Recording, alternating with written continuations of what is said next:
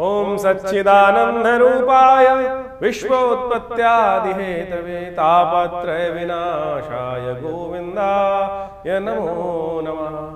कृष्णाय वासुदेवाय हरये परमात्मने प्रणताक्लेशनाशाय गोविंदाय नमो नमः। 16 तारीख शनिवार का अवसर, जन्माष्टमी की सुंदर तिथि है। उस दिन अष्टमी तिथि शुद्ध रूप से बहुत बढ़िया विद्यमान है। चंद्रमा उच्च के होने जा रहे हैं और ग्रह नक्षत्रों के दृष्टिकोण से ये कहीं ना कहीं समय आपके लिए बहुत पॉजिटिव लाता दिखाई दे रहा है। नया विचार, नया रास्ता, नया श्रद्धा के साथ कार्य करना आपके लिए कुछ ना कुछ रास्ता रहेगा बढ़िया ग्रहों के दृष्टिकोण से। जन्माष्टमी है इस दिन, और इस बार जन्माष्टमी बड़े विशेष योग लेके आई है। कई बार द्वंद्वात्मक स्थिति होती है, कोई कब मनाएगा कोई कब मनाएगा। इस बार कोई ऐसा भेद नहीं है, जन्माष्टमी शुद्ध रूप से बनती दिखाई दे रही है। 16 अगस्त को इस बार जन्माष्टमी का सुंदर योग बन रहा है, और जन्माष्टमी का योग ग्रहों के दृष्टिकोण से इस बार सबके लिए, स्मार्ट वैष्णव सब लोग शनिवार को कोई मतभेद नहीं रहेगा। आमतौर पे बहुत सारे मतानुसार कई बार मतभेद उत्पन्न हो जाते हैं कि हम हमारे आचार्यों के अनुसार से इस योग में माना जाए, इस योग में माना जाए। लेकिन इस बार यदि पंचांग को देखा जाए तो बहुत सारे द्वंद्वों को करने की ज़रूरत ही नहीं है। अष्टमी उदया तिथि के रूप में विराजमान है 16 तारीख को, और उसके साथ साथ सुबह रात्रि के समय जिस वक्त भगवान का जन्म माना जाता है उस समय वृषभ लग्न भी उपस्थित हो ही जाएगी, और साथ साथ चंद्रमा भी विशेष तौर पर यदि देखा जाए तो वृषभ राशि में ही उस दिन उच्च के विराजमान होकर रहेंगे। और इसके साथ साथ एक बात, ग्रहों का योगायोग और भी बड़ा सुंदर ये बन रहा है कि रोहिणी नक्षत्र वो भी रात्रि के अंतिम पहर में जाकर भोर काल से पहले पहले उपस्थित होने के योग बना लेगा। दिल्ली के पंचांग के अनुसार से देखें तो बहुत सारे ग्रहों का योगायोग इसी प्रकार से बन रहा है। तो क्या स्मार्ट, क्या वैष्णव, क्या संप्रदाय, समस्त लोगों के लिए ये सुंदर तिथि है। भगवान सुंदर का अभिषेक करें, भगवान का विशेष तौर पर पूजन करें। ओम नमो भगवते वासुदेवाय पुरुष सूक्त के द्वारा भगवान को सुंदर रूप से स्नान कराएं और उनका पूजन करें। षोडश विधि के अनुसार से षोडश जो हमारे पूजा पाठ के तरीके हैं उन सब के द्वारा सहस्रसी रेखा पुरुखा सहस्राक्ष सहस्रपात सभोमेकं सर्वातस्पित्वा त्रोतिष्ठ, इसी के द्वारा भगवान का अभिषेक दूध से, दही से, समस्त पंचामृत से भगवान का अभिषेक कराकर भगवान को वस्त्र अलंकृत करते हुए सुंदर रूप से भगवान का स्तवन करना। कहा जाता है कि आप कुछ और करें ना करें, कम से कम भगवान की जन्माष्टमी के अवसर पर भाद्रपद मास के कृष्ण पक्ष की अष्टमी के दिन अवश्य उपवास रखें। तो उपवास रख के भगवान का सुंदर रूप से संकीर्तन करें, पूजन करें, भगवान का अभिषेक करें, हरिनाम का संकीर्तन करें, और केवल इसी से आपके अनेक जन्मों के कष्ट जो हैं वो कट जाते हैं। उपवास रखिए। उपवास का मतलब केवल भूख हड़ताल नहीं होता है। आजकल बहुत सारी समस्याएं क्या हो गई, उपवास लोग करने की जहाँ बात की जाती है तो खाना पीना छोड़कर बैठ जाते हैं। उपवास का मतलब कतई भूख हड़ताल नहीं है। व्रत का मतलब कुछ और है। व्रत का मतलब तो विशेष तौर पर कुछ लोगों ने ऐसा बना दिया कि भैया आज भोजन नहीं करेंगे। मुझे वो बताइए, मैं सीधी तरह से, उपवास करनी बहुत अच्छी, व्रत करना एक बहुत बढ़िया सिद्धांत है। खाना भी ना खाएं तो ठीक है, विश्राम मिलना चाहिए। लेकिन एक बात, छोटी सी बात समझने की आवश्यकता है। आपका बच्चा यदि सुबह से लेकर शाम तक कोई बात कर रहा हो, आपको ये चाहिए, पिताजी ये चाहिए, माताजी ये चाहिए, और सुबह से लेकर दोपहर तक, रात तक खाना ना खाए, तो मुझे एक बार बताएं, क्या माता पिता प्रसन्न होंगे? या माता पिता विशेष तौर पर उनका खून नहीं चलेगा कि बच्चा खाना नहीं खा रहा है, और भगवान आपके माँ बाप प्रसन्नता से अपने जीवन यापन कर पाएंगे? नहीं कर पाएंगे। तो शास्त्र में कुछ भ्रांतियां उत्पन्न हो गई हैं। लोगों ने भूख हड़ताल को व्रत मान लिया है। व्रत का वास्तविक अर्थ जो है वो है उपवास। वास का मतलब है रहना, उप यानी जहां से हो, जहां रह रहे हो वहां से हटने का प्रयास करो, कहीं और वास करो, वहां से अपने आप को उठाओ और प्रभु के सानिध्य में जाकर वास करने का प्रयास करो। शांति से प्रभु का स्मरण करो, सात्विकता के साथ रहो, प्रभु के श्री चरणों में निवास करो, तब तो व्रत हुआ, तब तो उपवास हुआ। नहीं तो केवल भूख हड़ताल हुई, नहीं तो जिद हो गई। आपको खाली ना खाना, खाना ना खाना भी एक प्रकार से उपव्रत कहा जा सकता है। लेकिन कुछ कालांतर में ऐसी भ्रांति उत्पन्न हो गई है बहुत सारी चीज़ों ने कि भूख हड़ताल, पेट को कुछ नहीं देना, उसी को हम व्रत मान के बैठ गए हैं। लेकिन और उस दिन एक समझे कि जिस दिन खाना नहीं खाया, कुछ नहीं किया, उस दिन क्या होगा, और बाहर की चीज़ सब खा लेंगे। कुट्टू के आटे से लेकर पता नहीं क्या क्या, पकौड़ी, चाट पकौड़ी इत्यादि समस्त खाने की व्यवस्था बना लेंगे। तो फिर वो क्या हुआ, फिर तो वो कुछ और ही हो गया ना। इस व्रत में हरिनाम का संकीर्तन, जागरण, भगवान के नाम का जप, भगवान के क्रियाकलाप जो हैं उनकी कथाएं पढ़ना, उनकी कथा सुनना, उनके मंत्र का जप करना, दान पुण्य करना, सात्विकता का से जीवन निर्वाह करने का प्रयास करना, और विशेष तौर पर मनसा वाचा कर्मणा प्रभु के नाम का संकीर्तन करना। ये तो हुआ उपवास। तो अब आप देख लीजिए आप क्या कर रहे हैं। तो परमात्मा की कृपा प्राप्त करने के लिए फिर कहते हैं लोग संकट नहीं हरे, कष्ट नहीं हरे। तो ऐसे में कष्ट कहाँ हरेंगे? तो इसलिए इस बात को समझें कि इस जन्माष्टमी पर हम भगवान का षोडशोपचार पूजन करें। हमने विवेकानंद योगाश्रम में इस दिन विशेष भगवान का पूजन रखा है शाम के समय, जो करीब करीब यज्ञ के साथ आरंभ होगा और भगवान के पूजन के साथ सुंदर व्यवस्था बनेगी।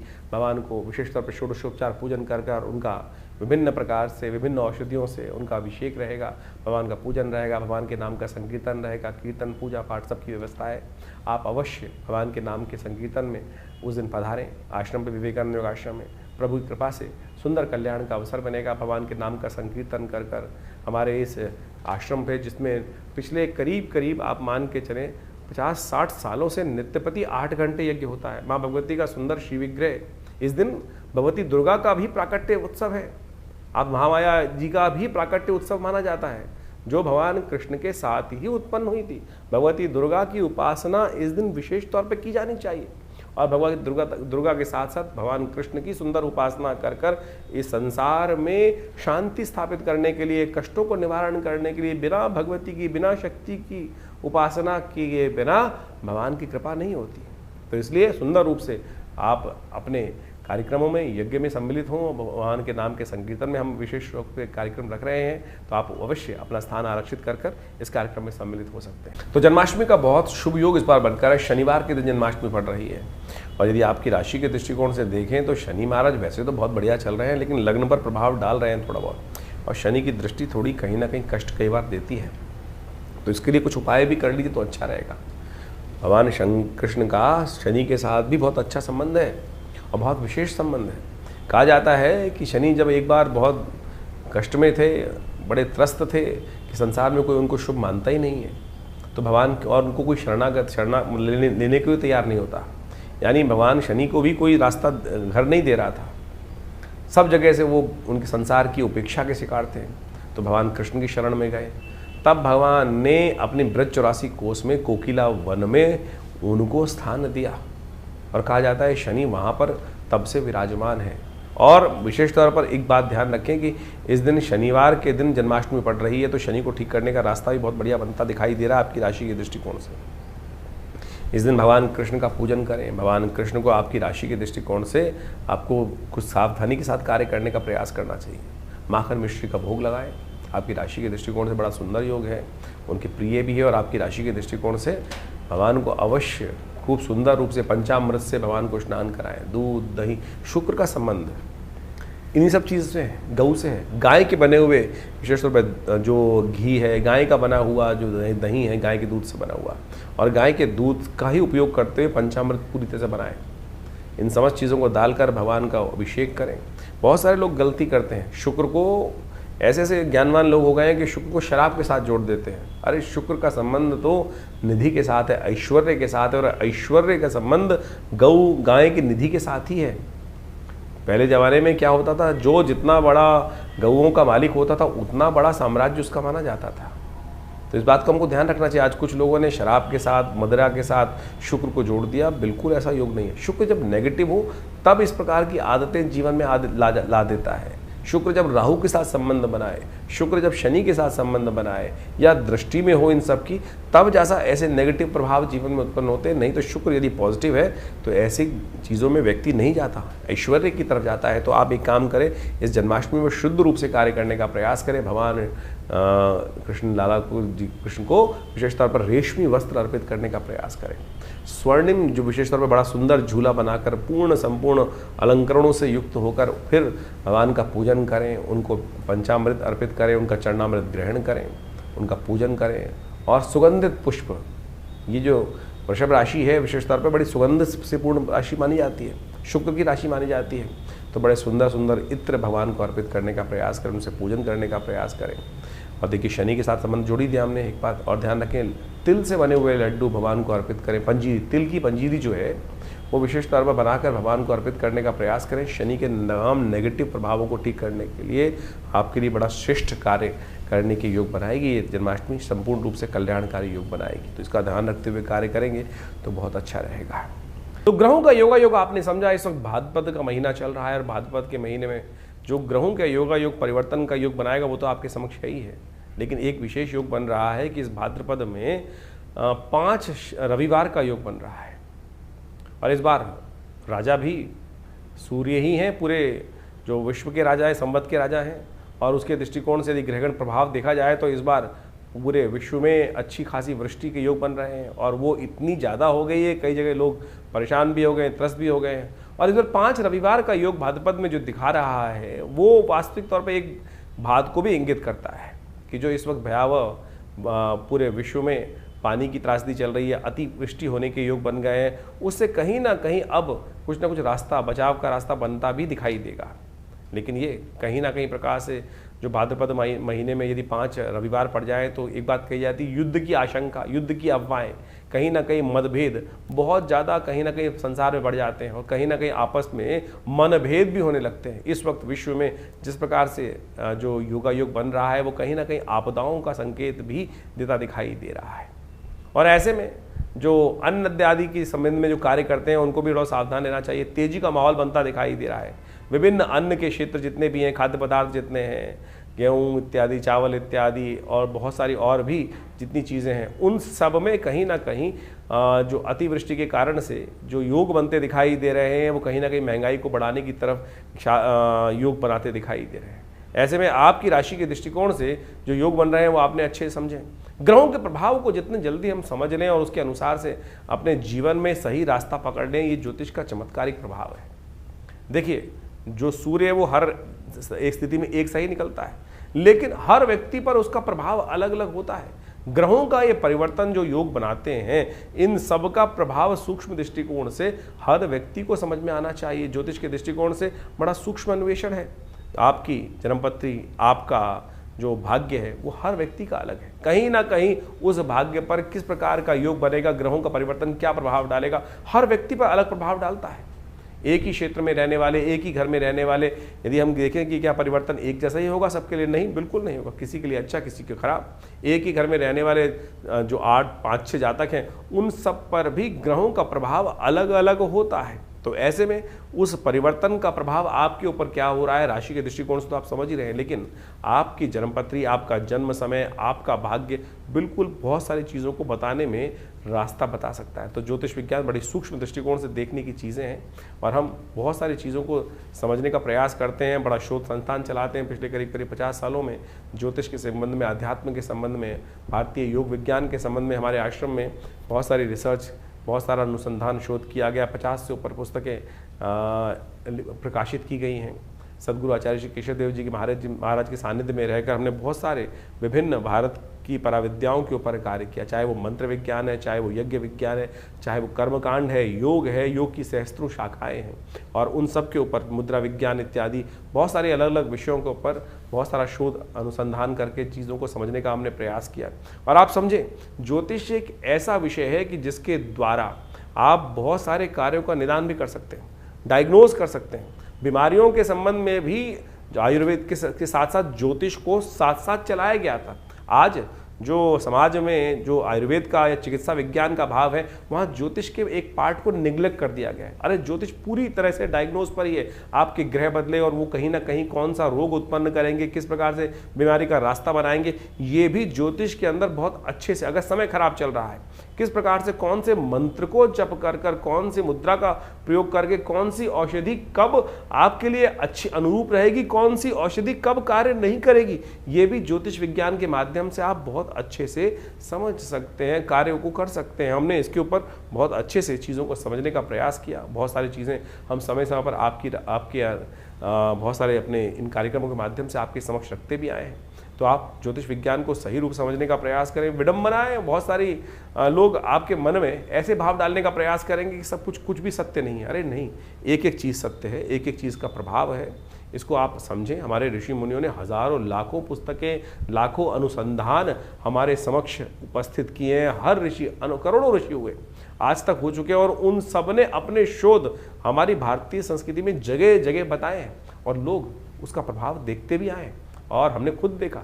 बहुत सारे महामृत्युंजय मंत्र इत्यादि बहुत सारे अनुष्ठान जो समय समय पर करते हैं, उनका प्रभाव बहुत प्रत्यक्ष रूप से होता है, चाहे वो जीवन के स्वास्थ्य संबंधी समस्याएं, चाहे वो जीवन की किसी भी पहलू से संबंधित समस्याएं, उसका निदान करने के लिए विभिन्न मंत्रों के माध्यम से, विभिन्न उपायों के माध्यम से, चाहे वो रत्न है, चाहे वो विभिन्न उपाय है, चाहे वो दान है, चाहे वो पुण्य है, चाहे वो औषधि है, चाहे वो ध्यान है, इन सबको मार्ग अपना सकते हैं। और तो और मुद्राएं तो अपने आप में चमत्कारिक प्रभाव दिखाती हैं।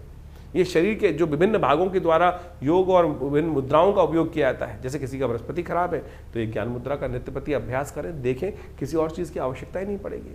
शनि यदि खराब चल रहा है, शनि का दुष्प्रभाव बहुत ज़्यादा जीवन में हो रहा है, तो यदि नेगेटिव प्रभाव है तो इसको इस मुद्रा के द्वारा, शून्य मुद्रा का उपयोग करते हुए, शनि की मुद्रा का उपयोग करते हुए यदि मंत्र जप किया जाए, कुछ भी उसका नित्य प्रति इस मुद्रा का अभ्यास किया जाए, तो उससे भी बहुत ज़बरदस्त प्रकार से आपकी समस्याओं को ठीक करने में रास्ते मिलते हैं। तो ऐसे बहुत सारी चीज़ें हैं, बहुत सारे मार्ग हैं जिनको आप समझेंगे तो बहुत अच्छे से रास्ता बनता दिखाई देगा, कष्टों को निवारण करने का योग बनता दिखाई देगा। और इन सब चीज़ों को हमें अच्छे से समझ लेना चाहिए।